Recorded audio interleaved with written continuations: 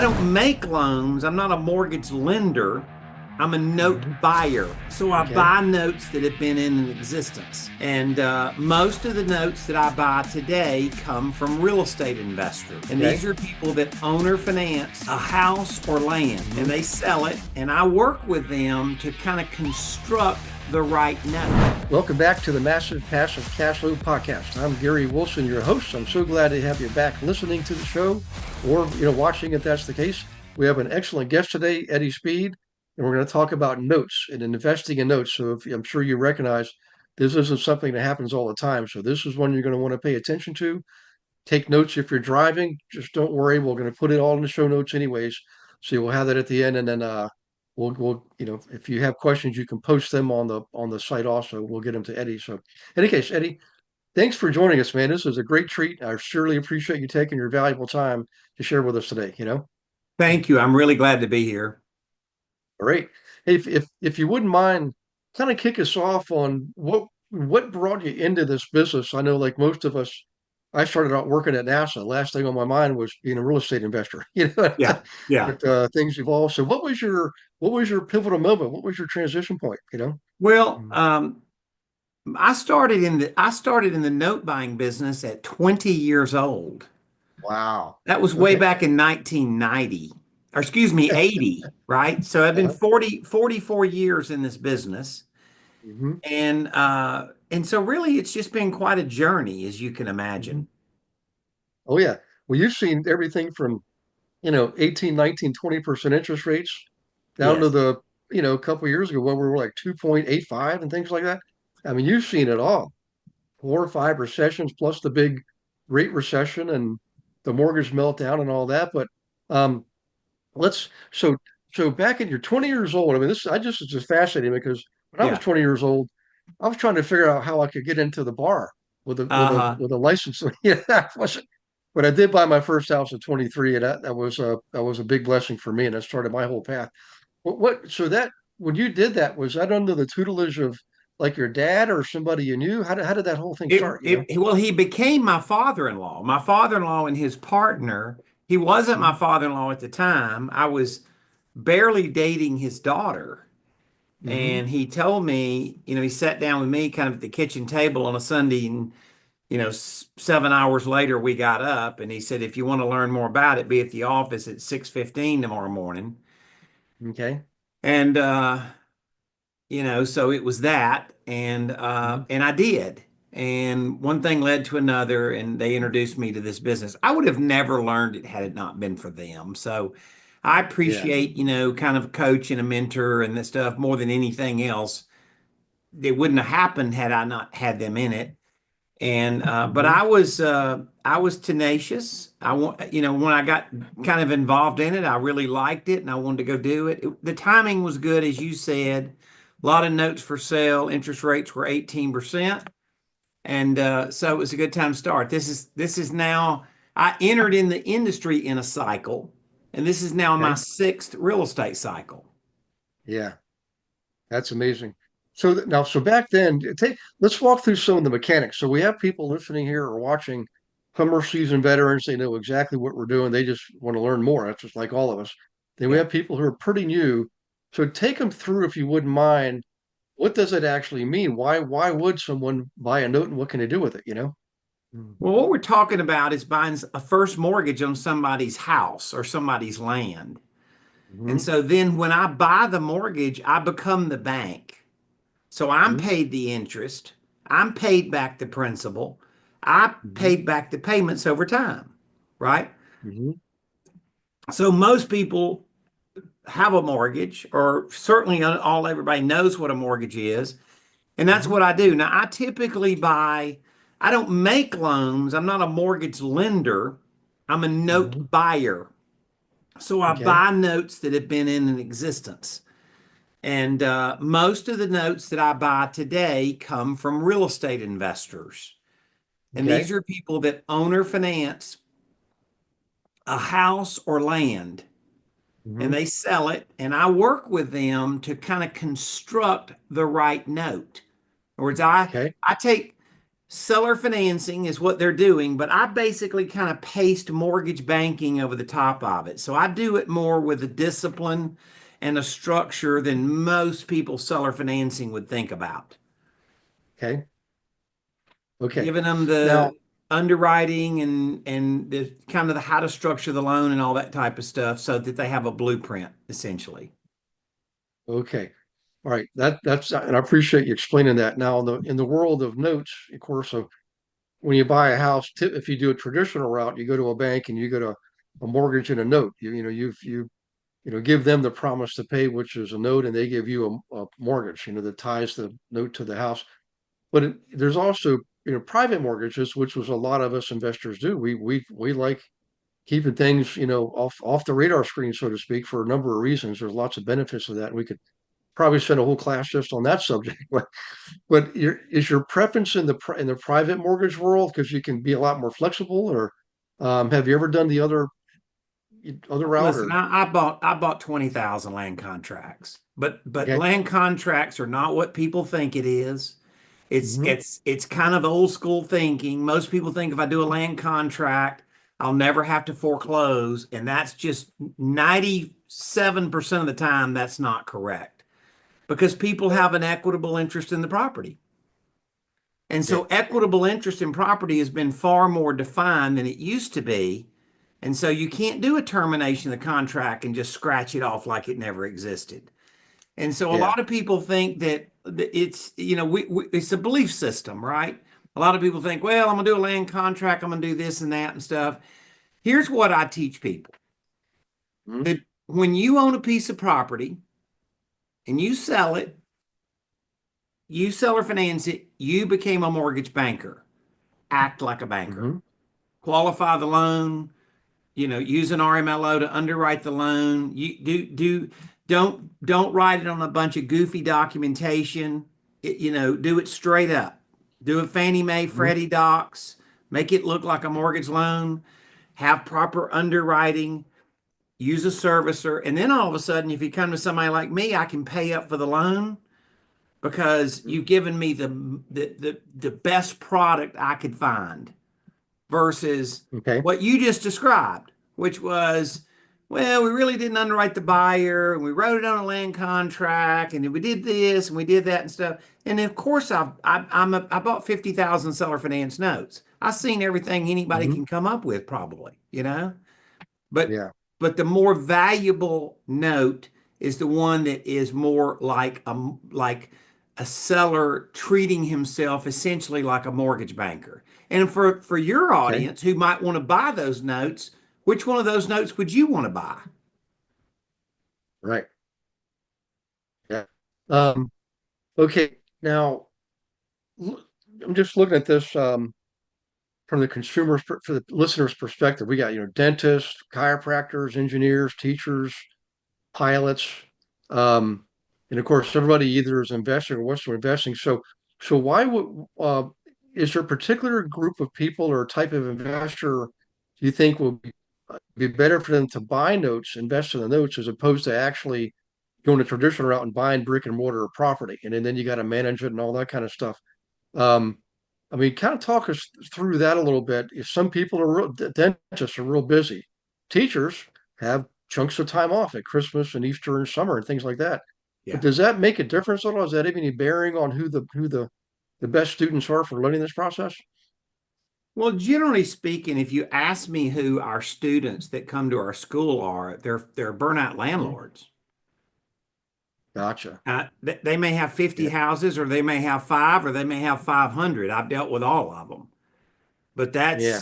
that's who they are. If I live in Dallas Fort Worth, okay, so it's a medium hmm market. It's not super high hmm price compared to rents. It's not super low price compared to rents. It's kind of right in the middle, right? Okay. So if I took $250,000 in cash, I like hmm real estate. Let's just say I got two choices. I can either buy a rent house or I can buy a note. Okay. If I buy a rent house, it's going to rent for 1,800 a month in Dallas, and I'm going hmm to take half of the income that I've received out in expenses. So 50% to expenses, 50% to Yep. income. So I'm going to net $900 a month, right? Okay. If I buy $250,000 worth of notes right now, this year, that's going to Mhm. an average income, note income per month of $2,700 a month. And essentially no Right. expenses except paying a servicer $30 a month. Right. I'm It- netting way more income on the note side than I am on a rental. Now let's look at the yep. aggravation side, right? Hmm. I believe that you can own 1,000 notes or 55 rentals for the same amount of work, right? So I got Okay. less work, and there is a cushion factor with notes, Hmm. meaning if I pay $250,000 for a rental, I have $250,000 invested, what the property's worth, right? Hmm. Now I may gain equity over time, but right now, today, I've got really no cushion. I paid market value. But if I buy a Hmm. note and fund 250,000, the collateral, the property collateral is worth far more than what I invested in the note. It might be worth 325 or 350. So I have a Okay. cushion factor. So I kind of have three things. I have better cash flow, less aggravation, Mhm. and a better cushion. And that's just kind of straight up comparing Yeah. it to a rent house. Did you know that you can participate in class every Monday? We call it Monday Night Live, 7 p.m. Eastern, with me and dozens of other investor agents from around the country, in fact, the world. Every Monday, totally free. No selling, no recruiting, just straight up education on anything and everything in real estate. And we have a lot of good guests coming on once or twice a month, bringing in expertise on subjects like how to buy a house with crypto. Okay. How about them apples? What about AI? How's AI affecting our business? How about the metaverse, blockchain processing? We're already using it in title work. So come on to Monday Night Live. Be ready to take notes and ask questions because it's live and engaging, and you get to participate by asking questions and meeting others. So we'll see you there. Go to GaryRealEstateWithGaryWilson.com. Click on the resource tab, drop down, and you'll see Monday Night Live. And in there, you can see one of the most recent classes. But more importantly, you can register for class as many as you want going up to like the end of the year, I believe. So in any case, do that. We'll see you on Monday Night Live. Look forward to meeting you in person. Take care. Yeah. Yeah.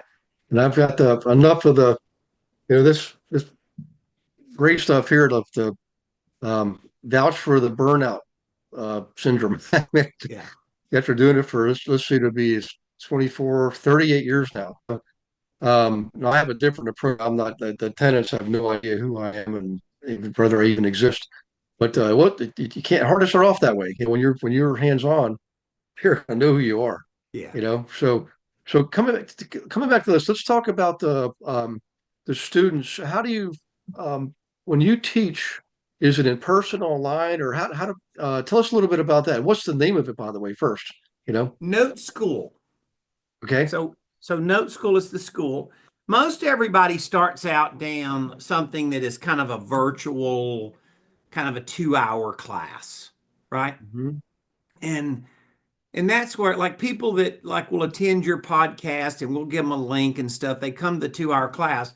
And that's just to simply get a sense of what it is we're talking about. Like look at real case studies, look at us kind of pencil out some math, do things in a way that's like, okay, I can see this, I like it or I don't, right? Most people like Okay. notes. Like everybody you've mentioned, realtors, uh, dentists, doctors, school teachers, business owners. I mean, that's who we serve. And once Mhm. again, we think we serve most everybody, but there's plenty of people that might say, "Oh, I don't want this. I want a rental."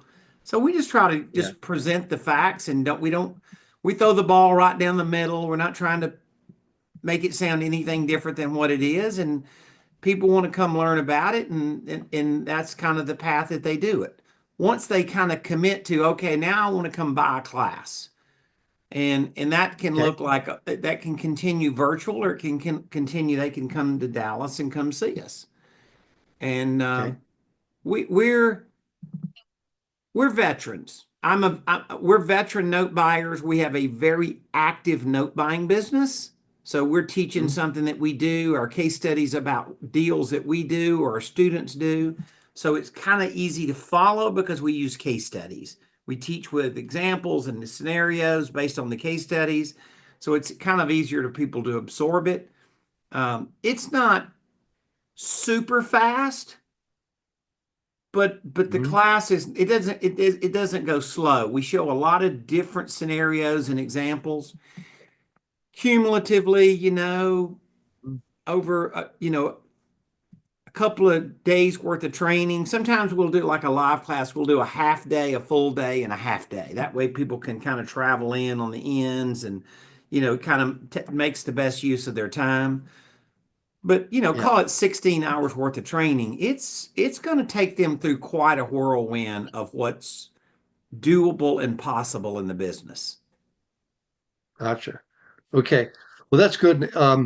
Now, so people, what is there a website people can go to learn more about this? We'll talk more about it later too. I just want to let people write these Yeah. things down So they'll if they're, they'll go yeah. to get the master class, they'll just go to noteschool.com/, and we picked your show, Mm. massive. Okay, good. And they start off with like you said, a 2 hour class, and then from there they can choose to go further with it, and hopefully most of them will. But I know for me, I've done this before. I never made a full business line out of it, but I can tell you it is definitely way easier. It allows you to keep arm's length away, and you still have leverage. You've got it's essentially something secured by real estate. So are there any other? I mean, are there any other benefits that people should hear about here? Because I want them to get interested in this as at least sort of one alternative to what they're already doing. Well, okay. So your audience is listening to this and they've already run this cash flow idea through their head because I've given them some numbers, right?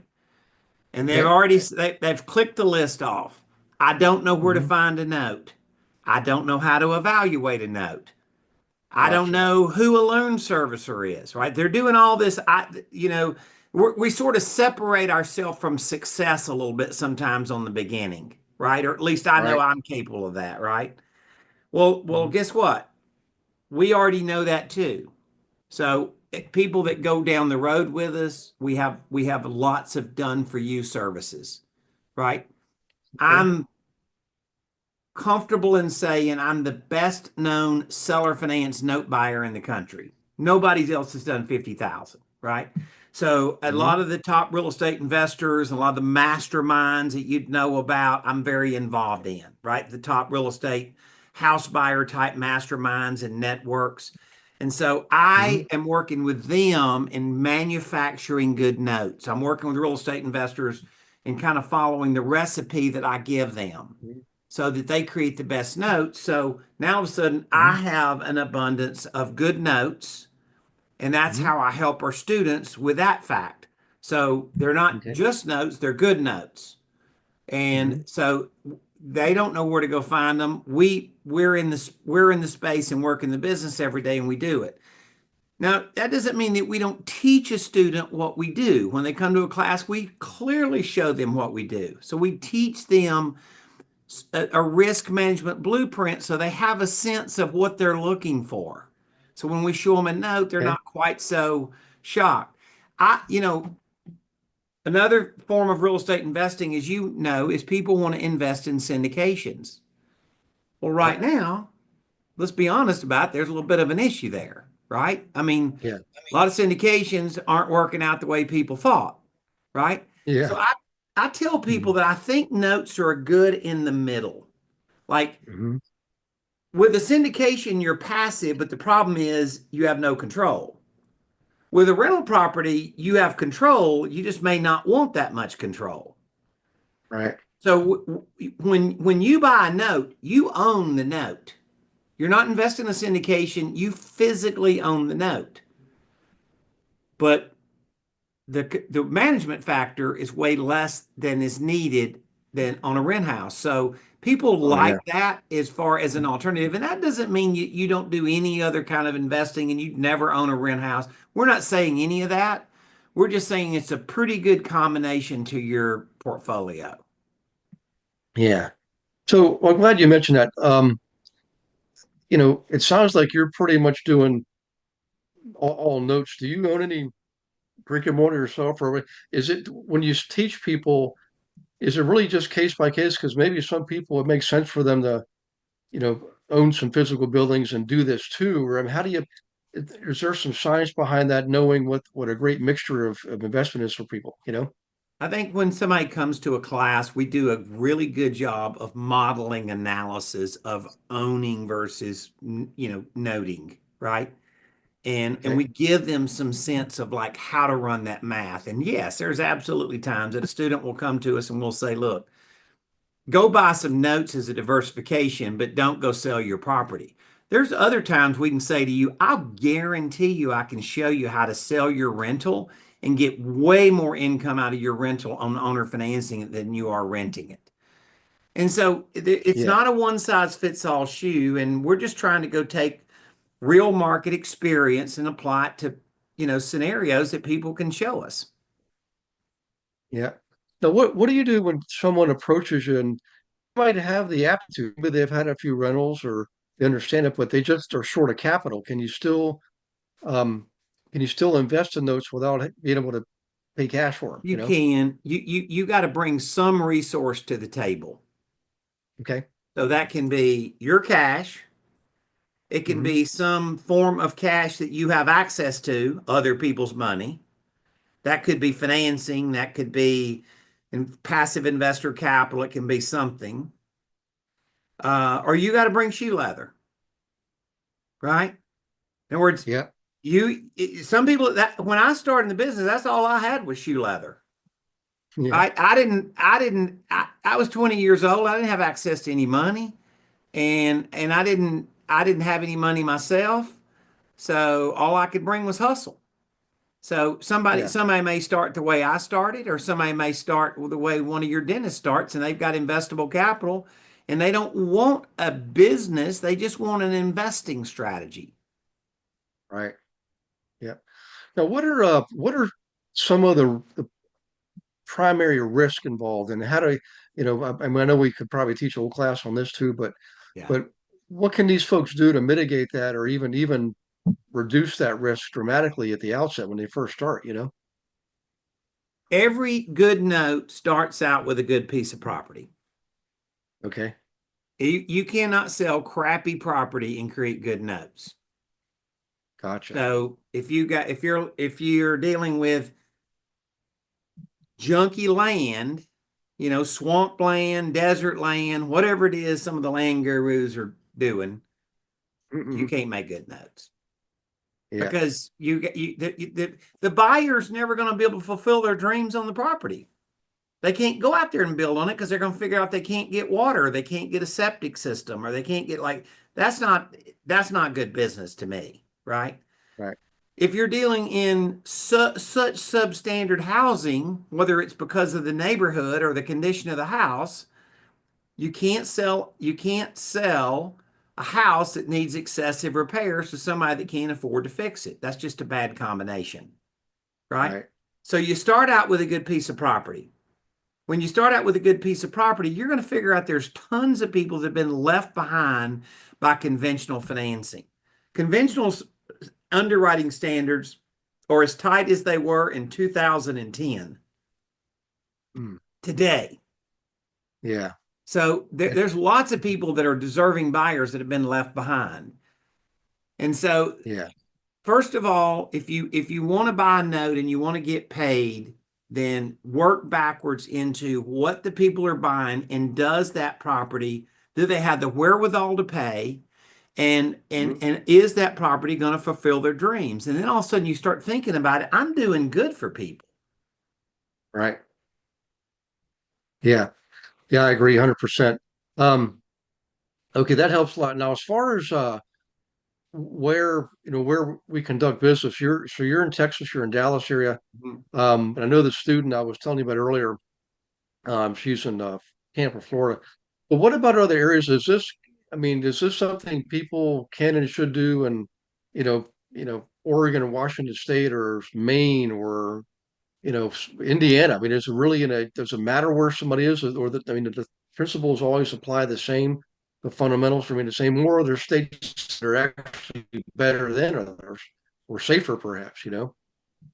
Well, there's about 100,000 seller finance notes created every year. Or said slightly differently, about 500,000 seller finance notes created over the past 5 years. So notes are everywhere. There are Okay. some states that are more prevalent, and you don't dare have to go buy a note next to where you live because it's not like having a rent house. You're not going to need a tool belt in your back of your seat of your car, right? Right. And so you're just on a mortgage on a piece of property. I mean, you have a mortgage, and if you do, what zip code do you pay? Well, I don't know. Yeah. You may say it's in Florida, or you may say it's in Salt Lake City or whatever. So you don't have to live next door to the property, but yeah, there are some areas that are more prevalent. But yes, to answer you, seller financing really is everywhere. Yeah. Okay. Um, Now, how about the timing? Obviously, right now, um, we came through the pandemic, we came through rising home prices, rising interest rates. We just had an election, so now we're settled there. We know what we know. We think we know what to expect. Um, when it comes to Now, having said that, I apologize. The reason I'm saying that is there are people out there calling for the next recession. And I know when I looked at the data 2 and 3 years ago, I thought we're headed right for it. I mean, I'm not a Mhm. genius, but like you, I've been through 5 cycles, and then all the indicators were there. But I Mhm. also know the government can keep kicking the can down the street by pumping more money into the economy, even if it's not backed by GDP, to just keep flooding money out there, and people keep spending, and that's what causes inflation. But Yeah. but are there times that are better than others for note investing? Like, is it better at the top of the market, better at the bottom of the market, or does it really matter? Mm. We note the note business generally does better when banking is doing bad. And Okay. I think you would agree that there's a lot kicked under the rug right now with banking that now that the elections are over, we're going to say it. They say there's almost 70 banks right now, 60 something banks that are right at the cusp of insolvency today. And there's a Yeah. big watch list behind it. So we generally always do well when banks do bad because we are filling a gap that banks don't fill. Right. And so the other thing is inflation, right? Hmm. Rental houses, people are complaining about rent houses right now for one simple reason, it's inflation. Rents Yeah. did not pace with expenses. Right. Expenses went up 60%, rents went up by 20%, right? So it didn't pace with it. And so that's why people are saying I make more money on my note than I do on my rental. It's not every dog has its day. And rental properties Right. have done really good and been a great investment over time. There's no argument about that. But the truth of the matter is, Right. right now, we've entered what I consider to be a note cycle. Yeah. Okay. Good. Well, I'm excited about this. And I know we're going to run short on time here in a few minutes, but would you mind maybe taking somebody through an example or a case study, taking us through, excuse me. I know you can't give names and addresses and stuff, Yeah. but just to give everybody a summary, because we covered a lot. And I think we're going to have some interested parties here, but maybe like a timeline, somebody gets started and what it's like to go through the timeline, that if you don't mind. All right, so let's just say that you had a house, Mm-hmm. and it sold for $200,000, Hmm. and the buyer paid 15% down, right? So that's 30,000. And that means that they financed 170,000 at, call it, 9.5% interest payable over 30 years. Okay. Hmm. And then that means that their payment is, hypothetically, you know, $1,500 a month. I don't really know Okay. what that is, but that's probably not terribly far off, right? And Hmm. so now all of a sudden the borrower is paying 1,500 a month. He's got a good investment of 30,000 in it. The real estate investor who's followed this recipe that I've given him calls us and says, "We want to sell this note." Well, let's just say that one of your doctors or school teachers or business owners that are in this group, let's just say that they go down the road with Note School and now they're kind of in the lineage. They're kind of the catcher and we're the pitcher, right? So we're going to throw them a deal, that we find. And let's just say that they can buy that note at not an unbelievable discount, but let's just say that they buy it at a 10% discount, Okay. right? So now they're not investing the amount of the note, they're investing 17,000 less, right? So they're buying the note for 90 cents on the dollar.